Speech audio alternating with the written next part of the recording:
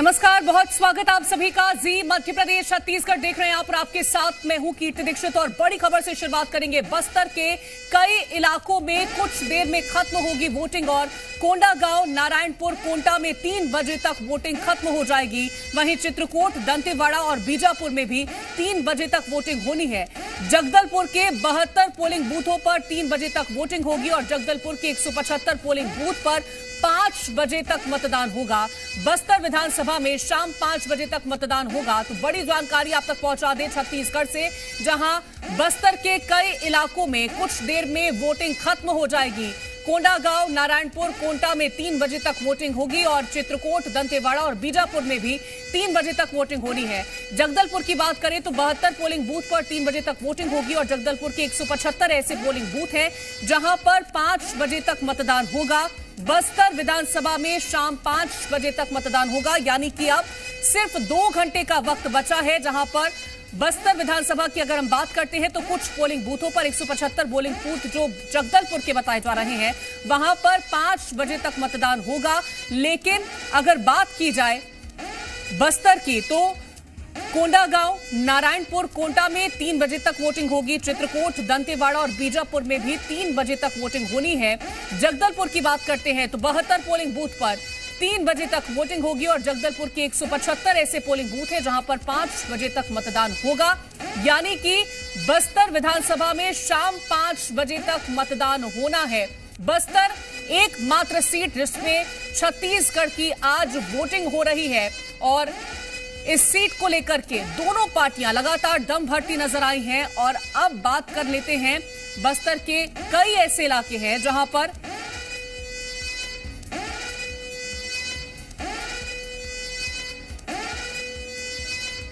और चर्चा करने के लिए खास मेहमान हमारे साथ जुड़ गए हैं। अजय धवले जी हमारे साथ जुड़ गए हैं, प्रवक्ता हैं बीजेपी के। बहुत स्वागत है अजय धवले जी आपका। सुरेश शर्मा जी हमारे साथ जुड़ गए हैं, राजनीतिक विश्लेषक है। बहुत स्वागत है आपका भी। तृप्ति सोनी हमारे साथ जुड़ गई हैं और सत्यप्रकाश भी हमारे साथ जुड़ गए हैं। सत्यप्रकाश, 3 बजे तक कई ऐसे इलाके कोंडागांव, नारायणपुर, कोंटा जहां पर वोटिंग खत्म हो रही है, क्या पूरी जानकारी अभी तक? बिल्कुल, देखिए नारायणपुर और कोंडागांव को मैं कवर कर रहा था। नारायणपुर, कोंडागांव दोनों जगहों पे वोटिंग का समय खत्म हो चुका है, लेकिन अभी भी जो मतदाता मतदान केंद्र के भीतर प्रवेश कर गए थे या जो मतदान केंद्र के आसपास भी थे, मैंने देखा आपसे थोड़ी देर पहले यहाँ जो पीठासीन अधिकारी या दूसरे अधिकारी थे वो जाके लोगों को ताकीद भी उन्होंने बाहर किया कि अगर कोई छूट गया है, कोई यहाँ पे है तो आके आप अपना मतदान केंद्र कर दे, मतदान केंद्र के भीतर आ जाए। और अभी 2 से 3 मतदाता वो मतदान केंद्र के भीतर बहुत पीछे रह गए यहाँ पर। जी क्यों? ठीक है, पैर में चोट आया, मैं ज्यादा चल नहीं अच्छा, सकती। तो सोचते सोचते आई हैं कि जाए या ना जाए, लेकिन आखिरकार आप आई ही, वोट दिया आपने। जी, मैं वोट देना चाहती हूँ। वोट देना चाह रही थी आप? जी क्योंकि जरूरी है। जी जरूरी है तो वोट देने आई हैं क्योंकि वोट जरूरी है। हालांकि पीछे रह गई क्योंकि इनके पैर में चोट था। तो ऐसे 2 और मतदाता है। जिस मतदान केंद्र पे मैं हूँ यहाँ पे 2 मतदान केंद्र है। मेरे ठीक दूसरी तरफ भी नरेश नौरंग हमारे कैमरा पर्सन दिखाएं, वहाँ भी एक मतदान केंद्र है। वहाँ के भी पीठासीन अधिकारी जाकर उन्होंने बाहर बुलाया कि कोई आ जाए शायद। और एक मतदाता जो हैं वो दिख रहे हैं जो अभी आए हैं और अपने मताधिकार का उपयोग करेंगे। लेकिन समय की जहाँ तक बात करें वो समय खत्म हो चुका है। और अब मैं जो देख पा रहा हूँ कि बाहर का जो गेट है वो बंद कर दिया गया है। मतलब समय खत्म होने के बाद अब किसी की एंट्री नहीं होगी। मतलब ये आखिरी 2-3 मतदाता है जो अपने मताधिकार का उपयोग करेंगे। और इसके बाद मैं जिस बूथ पे हूँ यहाँ पे अब मतदान कोई नहीं कर पाएगा क्योंकि मतदान का वक्त खत्म हो गया। हालांकि एक बड़ी जानकारी मैं ये दे दूं कि कोंडागांव विधानसभा क्षेत्र जो आता है, जो बस्तर लोकसभा क्षेत्र में है, यहाँ के कुछ ग्रामीण इलाकों में अभी भी वोटिंग चल रही है और अभी 1 आध घंटे और चल सकती है क्योंकि वहाँ पे बड़ी भीड़ है। नारायणपुर और दूसरे भी विधानसभाओं में कुछ जहाँ पे 3 बजे तक खत्म हुआ है, कुछ बूथ ऐसे हैं जहाँ तक और थोड़ा देर तक मतदान होगा। फिलहाल कोंडागांव का जो मतदान प्रतिशत है 1 बजे तक का, वो 56% से ज्यादा है। पूरे बस्तर लोकसभा सीट पे सबसे ज्यादा मतदान 56% से ज्यादा 1 बजे तक वो कोंडागांव विधानसभा क्षेत्र में हुआ है। और इसके बाद दूसरे विधानसभा क्षेत्र हैं। तो अभी फिलहाल जो स्थिति दिख रही है वो यही है कि अब मतदान का समय खत्म हो गया है। जहां पर सत्यप्रकाश मौजूद है वहां पर गिनती शुद्धि के 2 से 3 मतदाता होंगे जो पहुंच रहे होंगे वोटिंग करने के लिए और उनको कहीं ना कहीं वो मौका भी दिया जा रहा है। मैं लौटूंगी आपके पास, तृप्ति का रुख करना चाहूंगी। तृप्ति, आप जिस बूथ पर मौजूद हैं वहां पर क्या स्थिति है फिलहाल के लिए?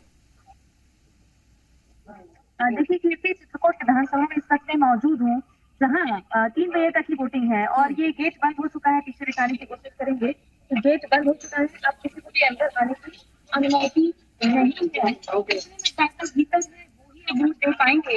हालांकि चित्रकूट विधानसभा को सेंसिटिव घोषित किया गया है। अधिकतर कुछ ही मतदाता है, 10-12 मतदाता ही होंगे जिस बूथ से मैं खड़ी हूँ, जो अपने मताधिकार का प्रयोग करेंगे। लेकिन सबसे सुखद बात मैं बताऊं कि जहां ग्राउंड रिपोर्ट जी मीडिया की टीम ने हमने की, चांदनामेटा और कोलिंग, वहां का वोटिंग प्रतिशत शानदार रहा है। 66% तक की वोटिंग हुई है।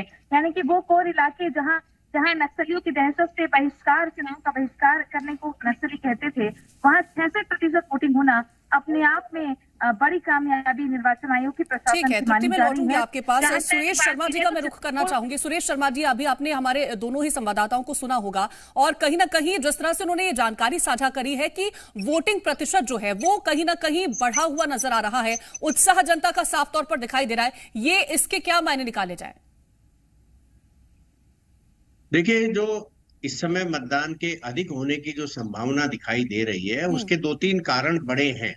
पहला कारण तो ये माना जा सकता है कि देश ने मिली जुली सरकारों के दौर को भी देखा है और एक सरकार के, बहुमत वाली सरकार के दौर को भी देखा है। तो उसमें जिस प्रकार के निर्णय पहले थे, जिस प्रकार के निर्णय एक दलीय सरकार या बहुमत वाले दल की सरकार, चाहे को न गठबंधन की हो, उसके निर्णयों की ताकत को देखा है। तो लोगों के मन में उत्साह उत्पन्न हुआ कि किस प्रकार के से मतदान किया जाए।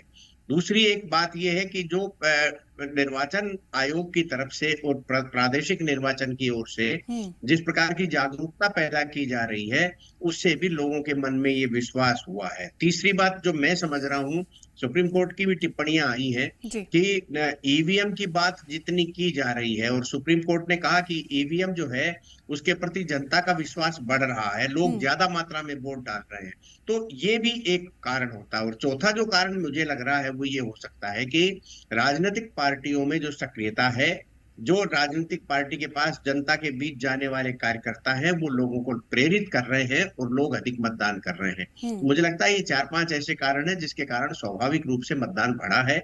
इस मतदान से एक बिल्कुल संदेश जा रहा है, जिस संदेश की देश को अपेक्षा है, उसी प्रकार के मतदान के पैटर्न की बातें मध्य प्रदेश में हमको कम से कम दिखाई दी। छिंदवाड़ा का एक मामला जरूर ऐसा लग रहा है कि उसके अंदर जो पॉलिटिकल ड्रामाज बन रहे हैं एक के बाद एक, उसका क्या असर पड़ेगा, इसके ऊपर आज शाम तक का जो चुनाव का परिणाम है। क्योंकि मुझे ये नहीं लगता कि एक मेयर जो है वो मतदान के दिन कोई अपील जारी करे और उसको बड़ा प्रभाव हो जाएगा, ऐसा करके लग नहीं सकता। लेकिन फिर भी इसके राजनीतिक मतलब तो निकलेंगे और राजनीतिक मतलब से लोगों के बीच में एक जाती है। तो ये छिंदवाड़ा का एक नया खेल है। इस खेल से अब क्या परिस्थिति बनती है, इस पर जरूर हम विचार करेंगे। अन्यथा बाकी जो संदेश मिल रहे हैं पूरे मध्य प्रदेश की 5 सीटों के बारे में, बस्तर का मुझे जानकारी नहीं है ज्यादा, लेकिन मध्य प्रदेश की जो जानकारी है उसके आधार पर जिस प्रकार की अपेक्षाएं हम सब लोगों को दिख रही थी, वैसी ही मतदान की भावना दिखाई दे रही है। ठीक है, जिस तरह से उम्मीदें जताई जा रही थी उसी तरह की तस्वीरें निकल के सामने आ रही हैं।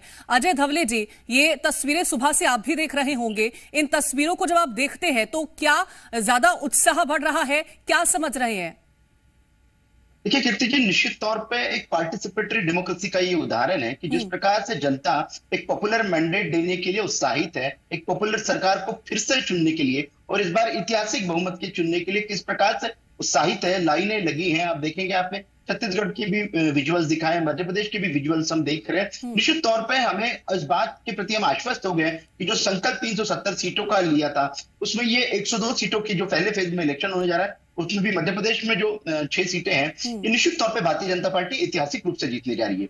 भाजपा ने जो संकल्प दिए, उन संकल्पों की पूर्ति का इतिहास रहा है, इसलिए बार बार देश की जनता भारतीय जनता पार्टी को मैंडेट देते जा रही है। और ये पहली बार होगा कि प्रो इनकम्बेंसी का वोट इस प्रकार से बाहर निकल रहा है और प्रो इनकम्बेंसी का वोट एक तरह से भारतीय जनता पार्टी के पक्ष में आ रहा है। तो निश्चित तौर पे हम इसे हम स्वागत करते हैं, देश के मतदाता का स्वागत करते हैं। आदरणीय प्रधानमंत्री श्री नरेंद्र मोदी जी के गारंटी पर विश्वास दिखाकर देश का मतदाता जो बाहर आ रहा है, क्योंकि आज सुबह ही देखेंगे, आज सुबह ही प्रधानमंत्री जी ने वोटर्स को भी अपील की थी, फर्स्ट टाइम वोटर्स को भी अपील की। तो निश्चित तौर पे देश को कहीं ना कहीं एक सशक्त नेतृत्व मिला है, उस नेतृत्व को देश ने भी सराहा है और आज उसी को ये परिणाम मिलने जा रहे हैं। जी, सुरेश शर्मा जी, अभी आप जिक्र कर रहे थे छिंदवाड़ा को लेकर के। छिंदवाड़ा की जब हम बात करते हैं तो सुबह जब हमने बयानों को सुना, अगर हम नकुलनाथ की बात करते हैं और कमलनाथ की बात करते हैं, दोनों का बयान एक ही तरह का निकल के सामने आता है कि सच्चाई की जीत होगी और 40 साल की हमारी ये तपस्या रही है। और लगातार इसी तरह के इमोशनल बयान हमने बहुत दिनों से सुने हुए हैं।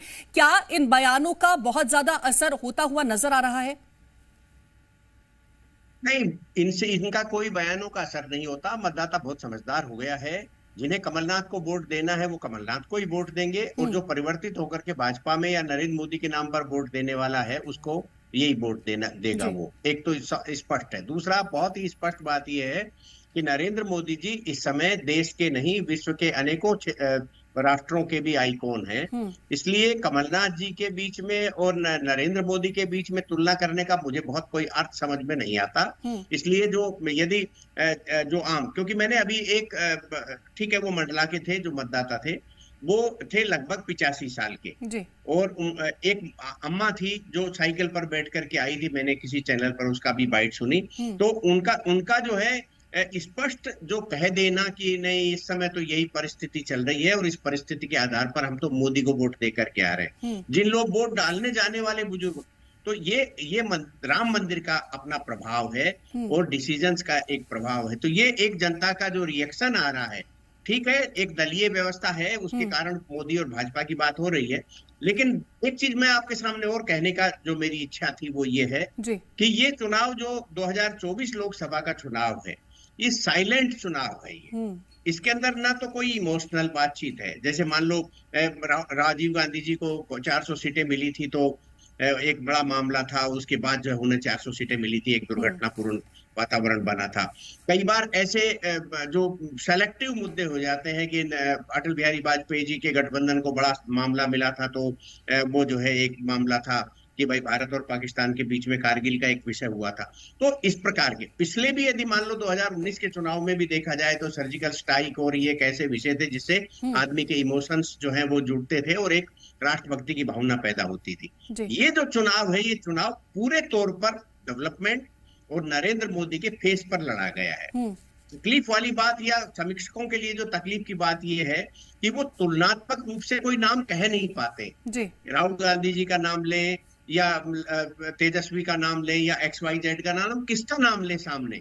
तो ये जो है हमारे मीडिया के साथियों के लिए और समीक्षकों के लिए एक बड़ी समस्या है कि हम नाम किसका लेकर के तुलनात्मक रूप से करें। इसलिए ये जो चुनाव बिल्कुल, और कहीं ना कहीं ये सबसे बड़ा चैलेंज भी कहीं ना कहीं सुरेश जी रहा है कि आखिरकार नाम किसका लिया जाए। सवाल ये उठता है कि मोदी है तो उनके सामने कौन है, और इसी को लेकर के मैं रिएक्शन भी लेना चाहूंगी। रवि सक्सेना जी हमारे साथ जुड़ गए हैं कांग्रेस से। बहुत स्वागत है रवि सक्सेना जी आपका।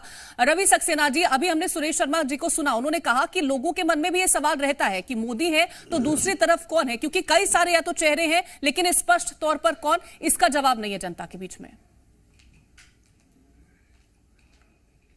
नहीं, देखिए, इंडिया गठबंधन में अगर आप देखें तो अगर सबसे बड़ा कोई चेहरा है तो वो राहुल गांधी जी का है, और उन्हीं के पीछे पूरा हमारा इंडिया गठबंधन खड़ा हुआ है जी।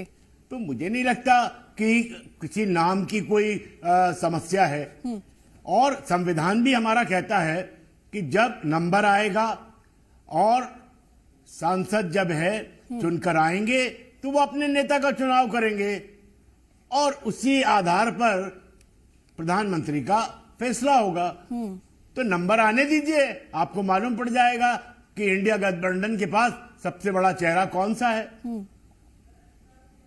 तो निश्चित रूप से कांग्रेस पार्टी ही नहीं, पूरे इंडिया गठबंधन पर अगर सबसे बड़ा कोई चेहरा है तो वो माननीय राहुल गांधी जी का है।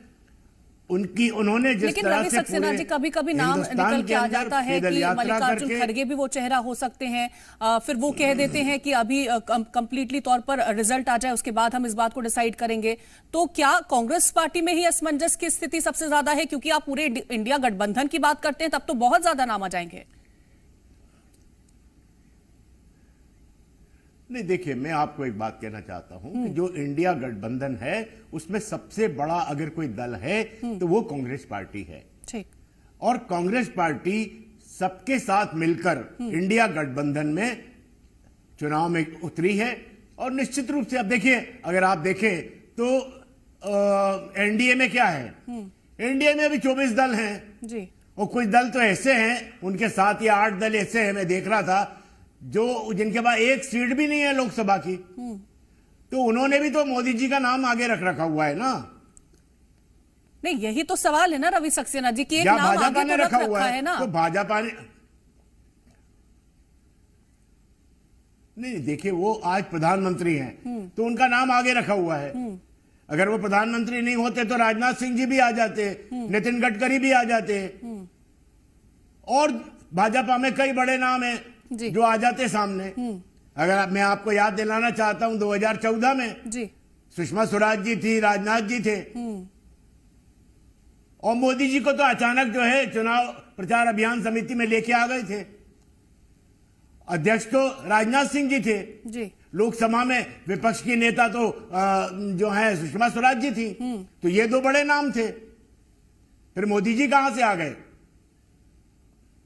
तो क्या है, ये हमारा संविधान हमको इजाजत देता है कि हमारे जो सांसद चुनकर आएंगे वो फैसला करेंगे कि हमारा प्रधानमंत्री कौन होगा जी, हमारा नेता कौन होगा।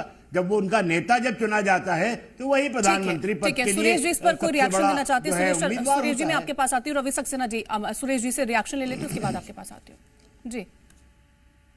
तो ये हम लोगों के लिए बहुत बड़ी खबर ये आई है कि कांग्रेस की तरफ से राहुल गांधी जी को इंडिया गठबंधन का लीडर घोषित किया जा रहा है। ये पहले फेज के बाद, क्योंकि इससे पहले ऐसा स्टेटमेंट किसी का नहीं आया था। आपने बिल्कुल सही कहा था कि खड़गे जी का नाम बीच में आया था कि उन्हें नेता के रूप में प्रोजेक्ट किया जाए, लेकिन वो उसको टाल दिया गया था। आपने भी स्पष्ट किया है।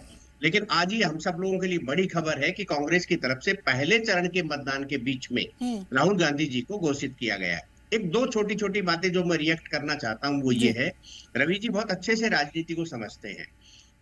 इस समय 2 चीजें निकलेंगी। पहला कि क्या देश को गठबंधन की सरकार की तरफ ले जाना चाहिए या बहुमत की सरकार की तरफ ले जाना चाहिए। यदि बहुमत की सरकार की तरफ ले जाना चाहिए तो कांग्रेस 240 सीटों पर लड़ रही है, इसलिए बहुमत की संभावना कांग्रेस की नहीं है। एक बात।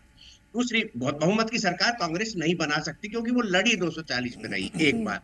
दूसरा मैं ये कहना चाहता हूं कि जो गठबंधन है दोनों तरफ, निश्चित रूप से एक एनडीए है, एक इंडी गठबंधन है या इंडिया गठबंधन है। एक दल की स्थिति यह है कि वहां भाजपा नेतृत्व कर रही है तो अपने सहयोगी दलों को भाजपा टिकट बांट रही है, यानी संख्या बांट रही है कि भाई बिहार के अंदर जो है इनको जेडीयू को कितने होंगे और रामविलास पासवान जी की पार्टी ऐसा करके वो बांट रही है। लेकिन इधर क्या संदेश जा रहा है कि कांग्रेस कह रही है उत्तर प्रदेश में हमको आप 17 दे दीजिए, 18 दे दीजिए। ममता बनर्जी के पास जाते हैं 4 सीटें दे दीजिए हमको, तो वो कहती है हम आपको कोई सीट नहीं देंगे। बिहार के अंदर गठबंधन होता है तो तेजस्वी यादव सीट बांट रहे हैं और वो कह रहे हैं लालू यादव जी बांट रहे हैं और वो कह रहे हैं कांग्रेस को हम इतनी सीट दे रहे हैं जी। कांग्रेस सबसे बड़ी पार्टी है, निश्चित रूप से देश की सबसे बड़ी पार्टियों में से एक रही है, लंबे समय राज किया है। लेकिन आज के जो 2024 के चुनाव में ये संदेश जा रहा है कि कांग्रेस जो है वो इंडी गठबंधन में सीटें बांट नहीं रही। सुरेश शर्मा जी मैं लौटूंगी आपके पास, रवि सक्सेना जी आपसे भी रिएक्शन लूंगी इस पर। बड़ी खबर लेकिन पहुंचा दी जनता तक, जहां जांजगीर चांपा सीएम साय पहुंचे हुए हैं और कमलेश जांगड़े के नामांकन में शामिल हुए हैं। नामांकन रैली सभा में शामिल हुए हैं सीएम विष्णुदेव साय और उप मुख्यमंत्री अरुण साव भी उनके साथ मौजूद हैं। बड़ी जानकारी आप तक पहुंचा दी। नामांकन रैली में जांजगीर चांपा पहुंचे हुए हैं मुख्यमंत्री विष्णुदेव साय और कमलेश जांगड़े के नामांकन में शामिल हुए हैं और इस दौरान उप मुख्यमंत्री अरुण साव भी उनके साथ मौजूद हैं।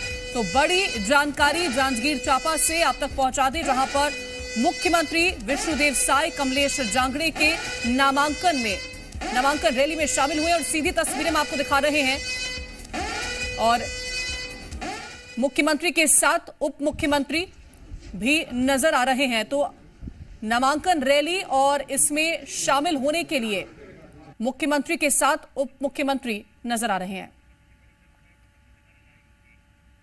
तो ये सीधी तस्वीरें हैं नामांकन के दौरान की, जहां पर आपको बता दें कि मुख्यमंत्री पहुंचे हुए थे और ये रैली की तस्वीरें हैं, नामांकन रैली की तस्वीरें। और इस दौरान भी मुख्यमंत्री विष्णुदेव साई आपको नजर आएंगे और मंच से आपको मुख्यमंत्री अरुण साव भी नजर आएंगे।